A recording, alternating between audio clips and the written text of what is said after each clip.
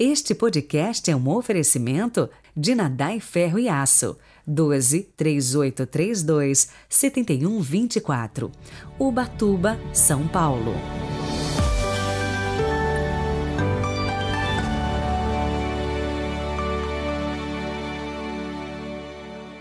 Sábado, 31 de dezembro de 2022, e chegamos ao último dia do ano. Quero aproveitar para agradecer todos os nossos ouvintes que dia após dia me fazem companhia em torno da palavra de Deus. Quero também agradecer os nossos patrocinadores, porque sem eles eu não conseguiria colocar o podcast no ar. Gratidão a todos vocês e principalmente a Deus, razão dos nossos esforços. Rezemos.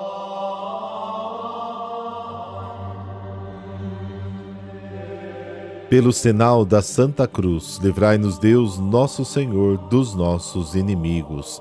Deus eterno e todo-poderoso, que estabelecestes o princípio e a plenitude de toda a religião, na encarnação do vosso Filho, concedei que sejamos contados entre os discípulos daquele que é toda a salvação da humanidade.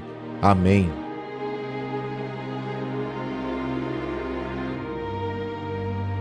João, capítulo 1, versículos de 1 a 18. O Senhor esteja convosco, Ele está no meio de nós. Proclamação do Evangelho de Jesus Cristo segundo João. Glória a vós, Senhor.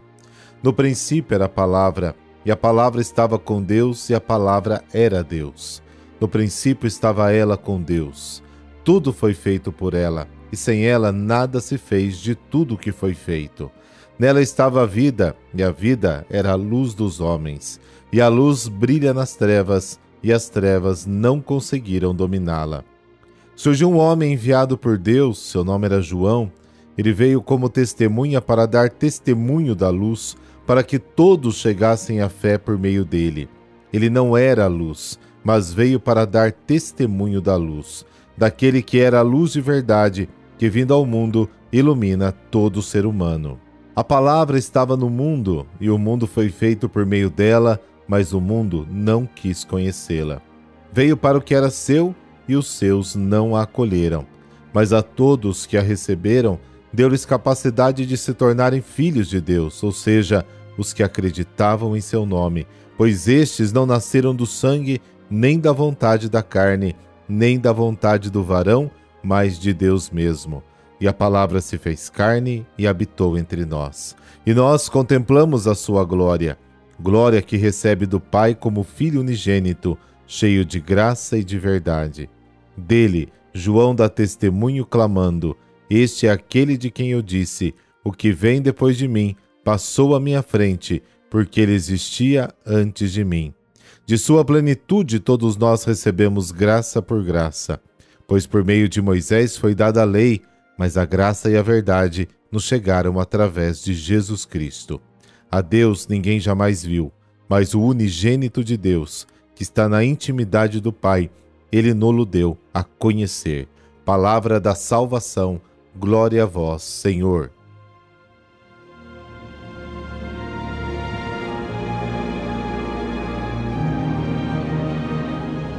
O Evangelho de João é a interpretação mais aguda do evento Jesus, que lhe valeu o nome de Evangelho Espiritual, segundo um escritor antigo chamado Eusébio. O prólogo, ou a introdução que hoje a gente lê, descreve de forma poética a obra de Jesus Palavra e pessoa divina no amplo horizonte bíblico do desígnio da salvação que Deus traçou para o homem. O prólogo é o resumo concentrado do conteúdo do Evangelho de João, que pode ser comparado ao tema que é dado no início de uma obra musical. João coloca o Verbo em Deus, apresentando sua preexistência eterna, a intimidade da vida com o Pai e a sua natureza divina. O termo palavra tem como pano de fundo a literatura sapiencial, a sabedoria, e o tema bíblico da palavra de Deus no Antigo Testamento, onde tanto a sabedoria quanto a palavra são apresentadas como uma pessoa ligada a Deus e enviada por Deus ao mundo para direcioná-lo para a vida. A palavra é uma força que cria, uma revelação que ilumina, uma pessoa que comunica a vida de Deus. A palavra não só está próxima do Pai, mas voltada para o Pai, em atitude de escuta e obediência. João afirma claramente, desde as primeiras palavras do seu evangelho, que no único Deus há uma pluralidade de pessoas. Para o homem da Bíblia, a palavra é a expressão mais profunda e íntima de uma pessoa, e o próprio Deus não seria Deus se não comunicasse a sua palavra desde o mais profundo do seu ser. Este também é o caso do evangelista João. O Verbo é gerado eternamente do fundo do seio do Deus Amor. É o rosto do Pai, é a igualdade na diversidade de duas pessoas que se amam e se comunicam. Com esses primeiros versículos, João introduz o mistério da revelação eterna de Cristo. Após os 2 primeiros versículos introdutórios, João nos apresenta o papel da palavra na criação do universo e na história da salvação. Tudo aconteceu por meio dele e sem ele nada aconteceu. Ao ser e à salvação na medida em que participam da comunhão de vida com ele. Toda a história pertence a ele. Todas as coisas são obra do Filho de Deus, de Jesus de Nazaré. Todo homem é feito para a luz e é chamado a ser iluminado pelo Verbo, com a luz eterna de Deus, que é a própria vida do Pai dada ao Filho. A luz de Cristo brilha sobre todo homem que vem ao mundo, e as trevas lutam para eliminá-la. Porém, o ambiente do mal, que se opõe à luz de Deus e à palavra de Jesus, não consegue prevalecer e vencer. A luz que veio ao mundo é precedida por uma testemunha, João Batista, que tem a missão de falar em favor da luz. Este homem enviado por Deus tem uma tarefa bem definida no desígnio da salvação, e o próprio nome João a revela, anunciar que Deus é cheio de amor misericordioso para toda a humanidade. O papel do Batista é único. Ele veio como testemunha para dar testemunho da luz, para que todos crescem por meio dele. João é a testemunha de Jesus, que recebe o testemunho que o Pai dá ao Filho no batismo e que o vê o Espírito descer e permanecer sobre Jesus. É ele que conduz o homem à fé em Jesus, que é luz. Se o comportamento da humanidade, em particular de Israel, tem sido de clara rejeição a Jesus palavra, no entanto, um grupo de pessoas, um remanescente de Israel, o acolheu e deu uma resposta positiva à sua mensagem, estabelecendo uma nova relação com Deus. A todos quantos o receberam, deu-lhes o poder de se tornarem filhos de Deus. Só se torna filho de Deus quem acolhe o Verbo e crê na sua pessoa divina, porque nasceu de Deus e não de elementos humanos. Este dom da filiação divina é acolhido pela crença em Cristo, pelo aprofundamento da nossa vida de fé nele. Acolher a palavra significa crer no nome de Jesus, ou seja, aderir plenamente à sua pessoa, entregando a própria vida ao seu serviço. Os fiéis são aqueles que receberam da plenitude de Jesus palavra o dom da revelação, que agora substitui o da antiga lei. Cada fiel pode aurir generosamente nesta fonte de vida e participar do dom da verdade que está em Jesus.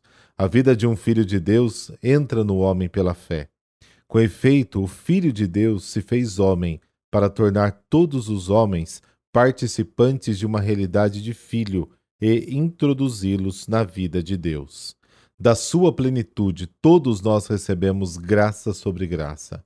Por fim, o versículo final do prólogo oferece uma explicação adicional de por que Jesus é o cumprimento da lei de Moisés, porque Deus se revela em Jesus. Somente o Filho unigênito poderia revelar o Pai, porque ninguém jamais viu a Deus, exceto o Filho unigênito que nolo revelou. O seio do Pai, na linguagem bíblica, é a imagem típica do amor e da intimidade. Toda a vida de Deus se desenvolve como vida filial, numa atitude de escuta e obediência ao Pai, numa relação de amor com o Pai e como uma manifestação do próprio Pai.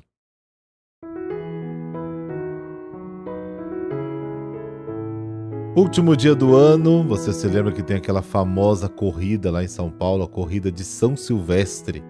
E é justamente por isso que é colocado o nome dessa corrida de São Silvestre, porque hoje é o dia dele. Então vamos conhecer um pouquinho da história de São Silvestre.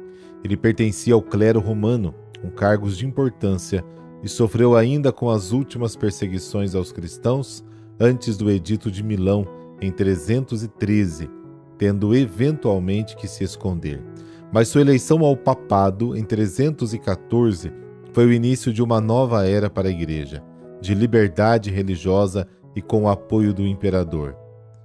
Pôde construir a Basílica de São Pedro sobre o túmulo e a Basílica Lateranense, com a morada do Papa, e também a Basílica de São Paulo. É apenas uma lenda que Constantino tinha doado à Igreja também toda a cidade de Roma. Isso aí é lenda. Internamente, a Igreja teve que combater duas grandes heresias, o donatismo, que pregava uma igreja só para os justos, e o arianismo, esta ainda mais grave, conduzindo Jesus a uma mera criatura de Deus, inferior ao Pai.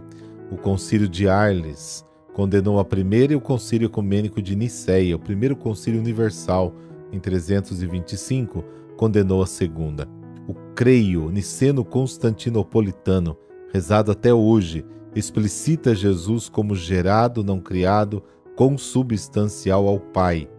Silvestre, aparentemente por questões de idade ou saúde, não participou diretamente do concílio, sendo representado por dois enviados seus. Silvestre soube lidar também em sabedoria e amizade com o imperador Constantino, que de certa forma, mesmo auxiliando imensamente a Igreja, também se excedeu na ingerência de suas atividades. Após 23 anos de pontificado, faleceu em 335, um dos primeiros pontífices a não morrer martirizado. Deus de infinita paciência e fidelidade, ajudai-nos por intercessão de São Silvestre e, seguindo o seu exemplo, perseverar diligentemente no crescimento e fortalecimento das virtudes da alma, bem como nos auxílios materiais que devemos prover para o bem dos irmãos e da Santa Igreja, a fim de participarmos dignamente da obra do vosso amor. Por nosso Senhor Jesus Cristo, vosso Filho, na unidade do Espírito Santo. Amém.